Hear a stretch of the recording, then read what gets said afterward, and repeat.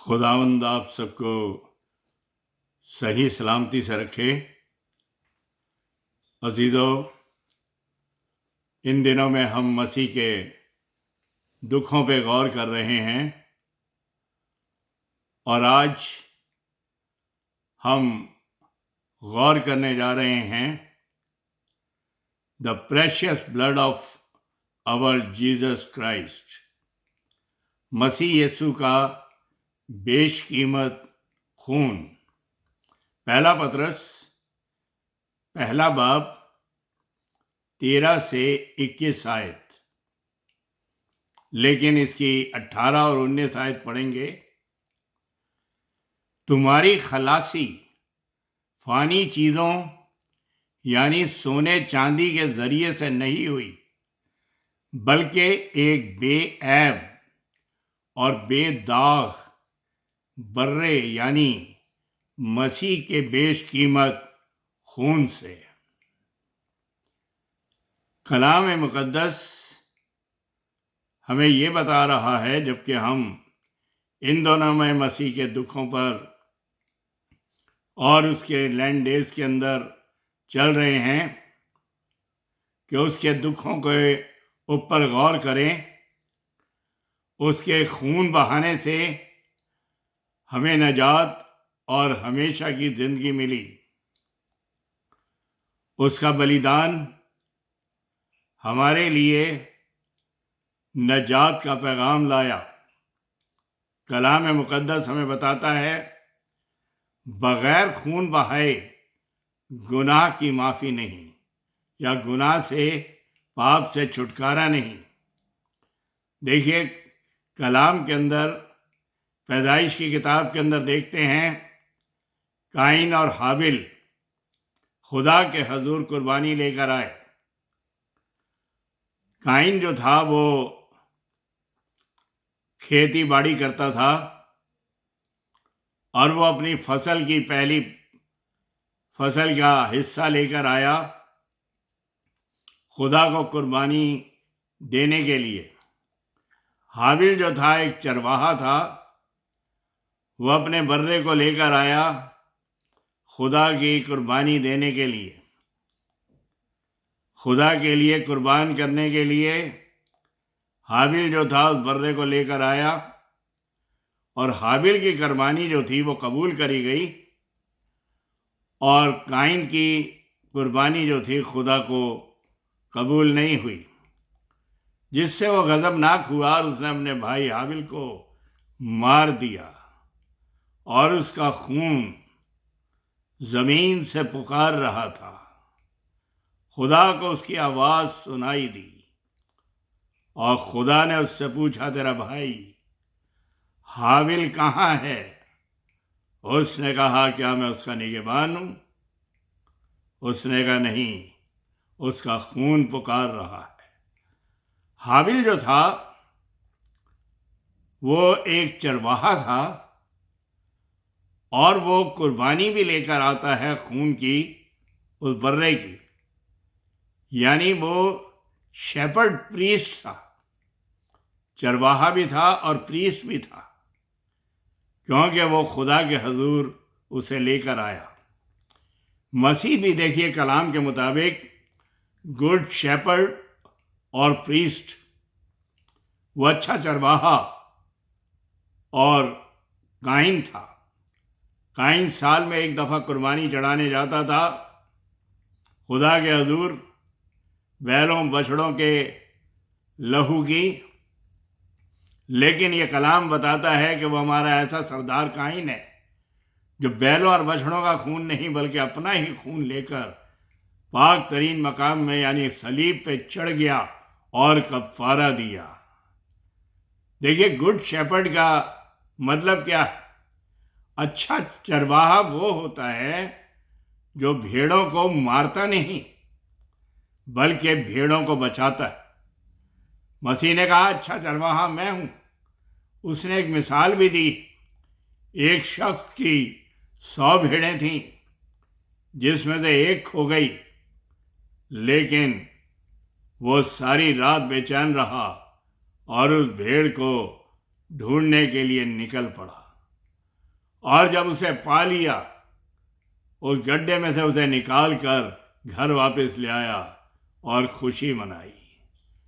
इसी तरीके से खुदावंद यीशु मसीह, जब हमने गुनाह किया तो वो इस दुनिया में आ गया और हमें बचा लिया, अपना खून बहाकर, अपनी जान देकर हमारी जिंदगी को बचा लिया, ताकि हम मौत के ताबे ना रहें बल्कि हमेशा की जिंदगी पालें।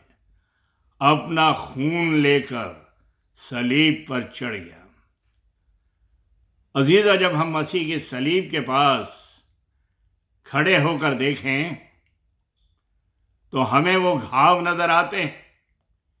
अलावा इसके कि उसकी पीठ जो थी वो लहूलुहान थी, उसके ऊपर कोड़ों का हल चला हुआ था, उस पे आलाए कत्ल लाद कर वो चल रहा था और सलीब पे टका था। वहां पे उसके घाव नजर आ रहे थे,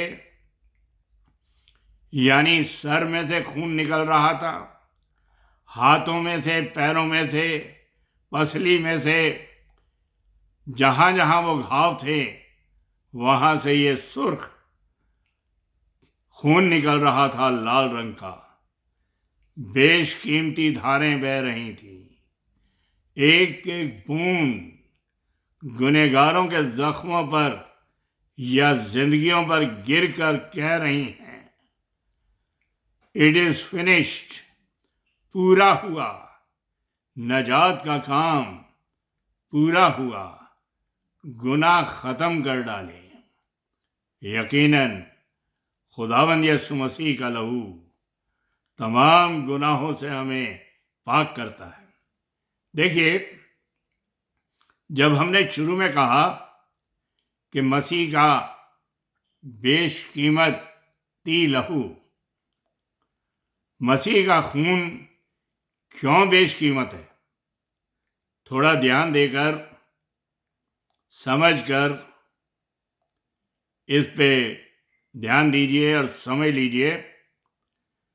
नंबर 1, सबसे पहले ये इंसान का खून नहीं बल्कि खुदा के बेटे का लहू है। बेऐब, बेदाग बर्रे का लहू। जब ईद आती थी उससे पहले सोखनी कुर्बानी के लिए ईद फसह का बर्रा जो था ज़बह किया जाता था, उसे अलग कर लिया जाता था 4 दिन पहले, और उसके बाद उसे ज़बह किया जाता था। वो बेऐब होता था, बेदाग होता था, कोई झुर्री दाग नहीं होती थी, बिल्कुल पाक साफ होता था। इसी तरीके से मसीह वो बेऐब बर्रा था, बेदाग, जो कि अपने आप को अलग करता है पाम संडे के बाद, और फिर जो है गुड फ्राइडे को बलिदान होता है। ये अजीम कुर्बानी जो कि उसने दी है, जो बेऐब बर्रे यानी खुदा की कुर्बानी। नजात जो है इंसान नहीं दे सकता। दुनिया में सब गुनहगार थे, बाइबल के अंदर ये लिखा है, सबने गुनाह किया है, एक भी नेकोकार नहीं, कोई भी नेकोकार नहीं, सब पापी थे, सब गुनहगार थे। इसीलिए खुदा को बचाने के लिए आना पड़ा। दुनिया में कोई इंतजाम नहीं था, इसीलिए खुदा इस दुनिया में आया कुर्बान होने के लिए। लिहाजा ये कीमती इसलिए है कि ये इंसान का नहीं लहू, ये खुदा का लहू है। यानी खुदा जिस्म लेकर जो आया वो पाक जिस्म, पाक जात, उसका लहू बह रहा था, इसीलिए कीमती लहू है। दूसरा, ये कीमती इसलिए था, हम सब शरीयत के मातहत थे जो हमें गुनहगार बताती थी। पौलुस कहता था, जब तक शरीयत नहीं आई थी मैं बेकसूर था। जब शरीयत आ गई तो मैं गुनहगार हो गया। उस वेइंग मशीन ने बता दिया, उस तराजू ने बता दिया कि मेरे अंदर कितनी कमी। शरीयत जो थी ये बता देती थी कि इंसान कितना गुनहगार है, कितना पापी। लेकिन शरीयत या लॉ या कमांड्स जो थी हमें ये नहीं बता सकती थी कि इसका इलाज क्या है। खुदावंद यीशु मसीह इलाज बनकर आया। खुदावंद यीशु मसीह ने अपना लहू बहाकर हमें बचा लिया। ये कलाम की एक बहुत बड़ी खूबी है। उसने शरीयत से हमें बचाया, छुटकारा दिलाया। हम सब ने गुनाह किया था, लेकिन उसने अपने आप को कुर्बान करके हमें बचा लिया। आज हम शरीयत के मातहत नहीं हैं, लॉ और कमांडमेंट्स के मातहत नहीं हैं, लेकिन फजल के, अनुग्रह के और ग्रेस के मातहत हैं। यानी तौबा करके, ईमान लाकर हम उस नजात को पा जाते हैं। हमें कोई जद्दोजहद नहीं करनी कि हमें नजात के लिए कहीं कुछ करना पड़े, भागना पड़े, दौड़ना पड़े। लेकिन नजात हमारे लिए खुदा ने दे दी। हमारे लिए जिंदगी और मुक्ति तैयार है। ये फजल का ज़माना है, सिर्फ उस पर ईमान लाना है और उसे हासिल करना है। तीसरा जो है कलाम के अंदर, मसीह के लहू में क्लेंसिंग पावर, ये धो डालता है सारे गुनाहों को। इससे गुनाह धुल जाते हैं, कोई भी स्टैंड नहीं रहता। हमने खुदा की मुखालफत की, हुक्मों को नहीं माना, फिर भी उसने हमें धोकर पाक साफ कर दिया। शागिर्दों के पैर धो रहा है। जाहिल मछवे, उसे पता था इन पैरों से भागने वाले हैं, लेकिन फिर भी उन पैरों को धो रहा है। खुदा ने हमारी सारी बुराइयों को एक तरफ डालकर उसने हमें अपने लहू से धोकर पाक साफ कर दिया। कलाम मुकद्दस मुकाशवा की किताब उसके 7वें बाब में पढ़ते हैं कि ये कौन खड़े हुए हैं तख्त के आगे। ये वो हैं जिन्होंने अपने जामे बर्रे के खून में धोकर सफ़ेद किए हैं। यानी इनकी रूहें पवित्र हो गई हैं। इन्होंने खुदा को मान लिया है, खुदा के लहू से धुलकर पाक साफ हो गए हैं। ये न्यू क्रिएशन बन गए हैं अब से जो मसीह यीशु में है। पौलुस कहता है वो नए मखलूक हैं, नए क्रीचर हैं। पुरानी चीजें जाती रहीं, देखो वो सब नई हो गई। खुदा ने अपने लहू से धोकर सबको पाक साफ कर दिया। मसीह का लहू जो है हमारी नेचर को बदलकर इस काबिल कर देता है कि हम उसे फॉलो कर सकें, शैतान को नहीं। यानी वो हमारी नेचर को बिल्कुल बदल देता है कि हम अपनी जिंदगी से अबाउट टर्न कर जाएं, एकदम पलट जाएं। जैसे मुसरी बेटा बुराई के अंदर चला गया था, लेकिन वो पलट आता है। और खुदावंद यीशु मसीह यही मिसाल देते हैं कि जो पापी बदलता है, बाप उसे कबूल कर लेता है। खुदावंद यीशु मसीह ने हमारी नेचर को बदल दिया ताकि शैतान को नहीं बल्कि उसे फॉलो करें। पांचवी चीज जो है अजीजो, मसीह का कीमती लहू। मसीह के खून में कुदरत और ताकत जो गुनाह के जोर को और डंक को खत्म कर देता है।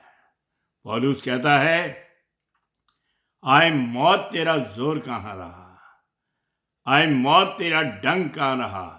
मौत फतेह का लुक्मा बन गई, मौत खत्म हो गई, मौत बदलकर जिंदगी बन गई।